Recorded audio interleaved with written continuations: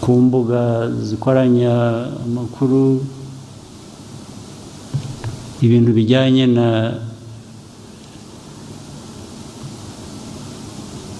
churches, ibiriziya cyangwa n'amakanisa ibiki iminsi mbibona kandi si bwo bwa mbere. Hari ubundi icyo kibazo cyavutse sinzi niba bamwe mubyibuka, hari abantu basa n'abijijisha ntibagire memore. Ikintu cy'amakanisa ni iki? Murabanza mugahera ku induru ikavuga bafunze amakanisa, babanje ugahera kuvuga ngo ariko ubundi yagiyeho ate? Amakanisa cyangwa ni iki? Ukabona amakanisa mu Rwanda, ngo amakanisa bafunze ibihumbi. Amakanisa ibihumbi ni iki? Mwarwaye iki koko Abanyarwanda? Ariko ngira ngo ni ibibazo byo kuba Abanyafurika dufite ikibazo rwose. Imbaraga twari dukwiye kuba dukoresha gukemura ibibazo bya buri munsi bitureba,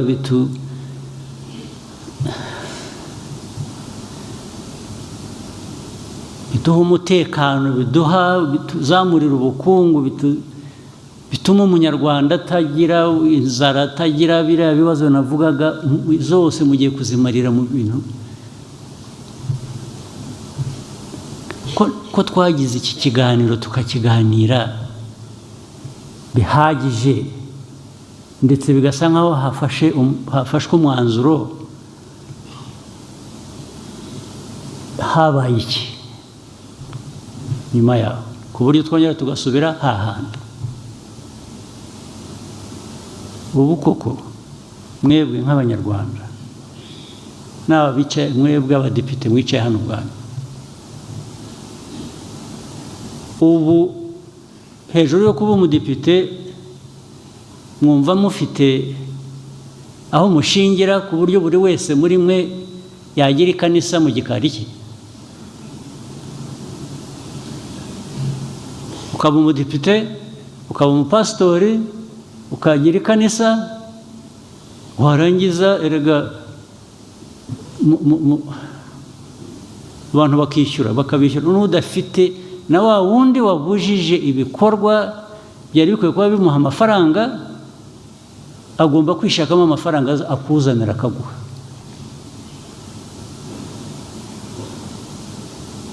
Ni ukuvuga rero abantu bavugishije ukuri, ayo makanisa amwe yagiyeho kugira ngo abantu bakamure na duke abantu bafite bibonera umutungo wabo.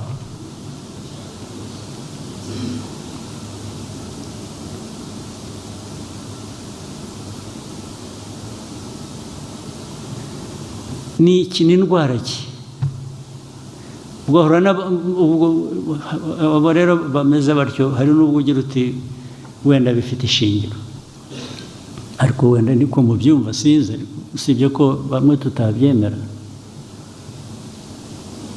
Uhuye n'umuntu aravuga ngo urareba nijoro nari ku musozi kanaka nabonekewe, nahuye n'Imana, navuganye nayo. Wahura n'undi akakubwira nawe ukundi Imana ibyo yamubwiye. Wahura n'undi ni umuhanuzi, arahanura ibizaba ejo kuri kanaka no kuri kanaka. Mbere na mbere njyewe mpuye nawe ukambwira ibyo, nabanza kukubaza niba utari umusazi. Ugomba kuba uri umusazi, niho nahera. Icya kabiri, nagusaba ubuhamya, evidence. Ibi ngibi uvuga yuko warayihuye n'Imana, ibyo yagutumye cyangwa yakuntumyeho, nyereka gihamya. Ariko abanyarwanda mwarapfuye mugera ahangaha ku buryo umuntu aza akabarindagiza, ari umuntu warindagiye akaza akabarindagiza mugakurikira, ntibibe hamwe ntihabe handi, bikaba ahantu amagana ibihumbi. Igihugu se ubwo kiba kikiriho ko mwashize mutabaho?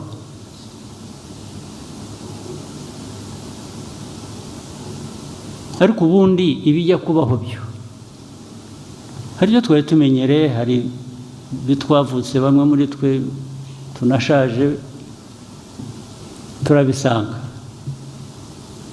byamenyerewe abantu. Ibyo ntabwo nzirwa njya kubibaza.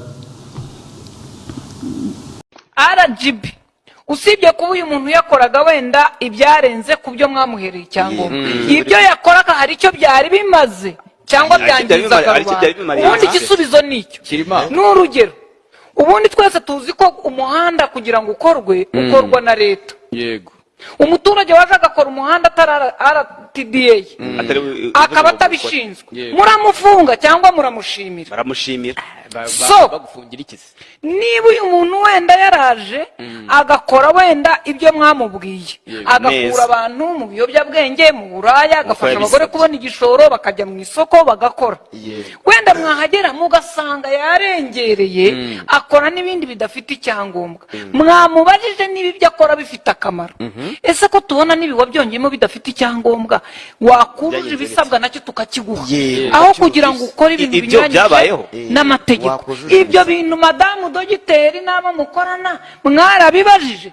Cyangwa indwara ni yayindi nababwiye? Perezida mu nteko yabajije abaminisitiri barahira ati hari ibintu abantu bakora nkageraho nkibaza, ubundi ni iyihe ndwara murwaye? Nza kuvayo nayimenye n'ingufuri. Ni ukuvuga ngo umuntu utabasha gutekereza ku kirimo kuba, udafite umwanya wo gusesengura icyabaye, utahaye agaciro ikintu ngo agisuzume, arafunga. Atitaye kumenya ngo nafungiranyemo iki, atitaye kumenya ngo habayemo iki. Ndatanga urugero. None se batekereza ko ubu victime ari Kabanda Julienne? Victime w'iki se? Uyu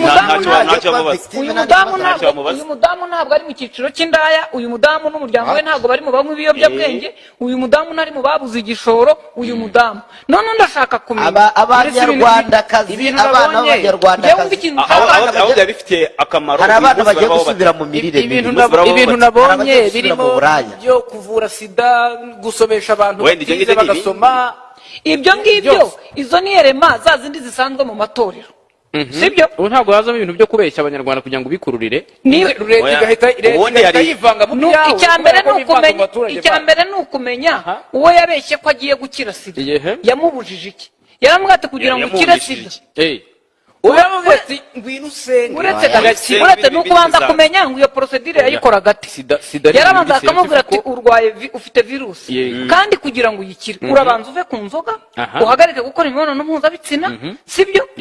Kandi ubundi usenge, n'iyi miti nuyinywa uzasubire muganga apima asange ntayo gifite. Ndakwibutsa iki, abantu bafite virusi iyo yubahirije za nama za muganga, kurya neza, kugira ate gute, barapima bagasigaraho batakibona mu gitonyanga cy'amaraso bya bindi bapima, kubera ko virusi umuntu aba yarayisunitse ikaba iri mu mubiri ariko nta mbaraga igifite ku mubiri, kubera ko yayitayeho. Niba ubwo buryo ari bwo akoresha abantu bakibwira ko bakize sida ariko yabavuye muri iyo sansi, kugeza ubwo virusi yibika, bitwaye cyo kubabwira ati Imana ntabwo virusi sida ni ikirangwino umuntu agapfa.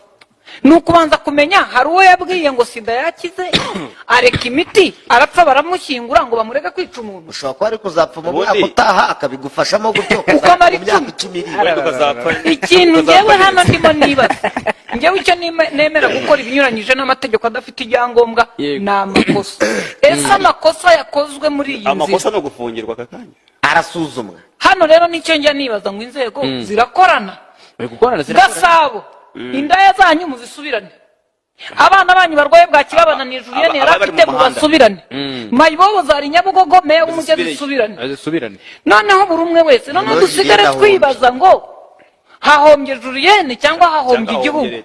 Icya kabiri, RGB niba yo koko irimo irubahiriza amategeko. Aya mategeko yashyizemo logique, iravuga iti uyu mugore ibintu akora ntabwo ari byo yatwiciye, ariko kubera ikindi kintu yakijije, reka tumufashe hano abone iki cyangombwa kugira ngo ariko kambabwira ikindi kintu. Ariko nabasuzuma ubundi gufunga ni ibintu byoroha, ku buryo gufungura byo biragora. Nuko kundi bavanga ngo gusenya yari yakaze batura hasi. Iyo bavuze ngo inzu bubatse inzu itafite ibyangombwa, hari ubwo bashaka engineer wo kuyisenya, ko bafata abakarani bahagaze ku muhanda cyangwa bagendaga bati iwayakorera atayiki atayiki nzu kwa Scovia akaza, ariko iyo bigiye kubaka no gushushanya asaba engineer.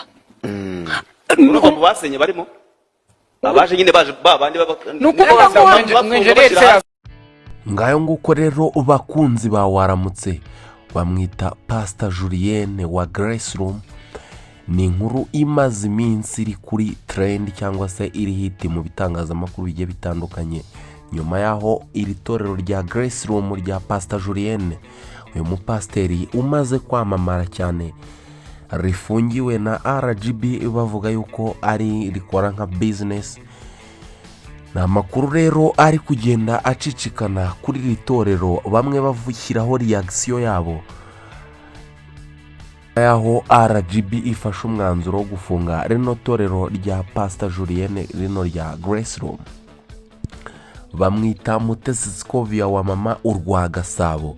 Uyu munsi nawe muramwumva nkuko umwamwumvaga yaje yisize insenda ari kugira icyo bitangazaho, dore yuko nawe atashimishijwe no kuba rino torero rya Pastor Julienne rino rya Grace Room ifungwa ryaryo, ntago ari kwemeranya rumwe na RGB kuba yahisemo kuba yafunga rino torero rya Grace Room, dore yuko yagomeza atangaza yuko nimba ryari ryujuje ibisabwa kandi n'imisoro bakwaka ari ku rwego rwo kuba yayitanga, kuri no torero rya Grace Room ritagombaga kuba ryafunzwe.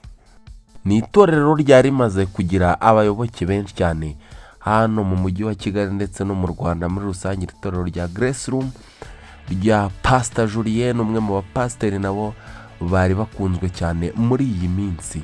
Iri torero rero ku munsi w'ejo bundi hashize nibwo ryahagaritswe na RGB, dore yuko hari byinshi ryagendaga rishinjwa, bavuga yuko ridafite ibyangombwa byuzuye. Byagiye bigarukwaho rero n'abantu benshi b'abastari ku mbuga nkoranyambaga, bitwa ba Godfather ku Space. Bitangazamakuru byinshi byagendaga bigaruka kuri iri torero rya Pastor Julienne rya Grace Room kuba ryafunzwe. Mutesi Scovia rero wa mama urwa Gasabo, uyu munsi nawe nibwo yakoze ikiganiro agaruka kuri iri torero kwifungwa ryaryo, avuga yuko atari ibintu byari bikwiye kuba rino torero rya Grace Room ryagombaga kuba ryahagaritswe, ko ari ibintu bitumvikana habe na gato, ko nimba ritari ryujuje ibisabwa ko ryagombaga kuba ryahagaritswe, ubwo ariko ngo nta facteri igaragaza yuko rino torero ritari ryujuje ibisabwa cyangwa se ibyo leta yakaga ritagombaga kuba byuzuza. Ngayo nguko rero reka dutegereze turebe se rino torero rya Grace Room riraza gufungurwa se cyangwa riragumya rikomeze rikingirwa imiryango. No kubitegereza tukabihanga amaso, amakuru tuzagenda tuyabazanira uko ibintu bizabigenda bihindagurika. Ngayo nguko rero bakunzi ba Waramutse Rwanda, nimba utarakanda subscribe iki nicyo gihe ngo ube wayikora. Ciao ciao.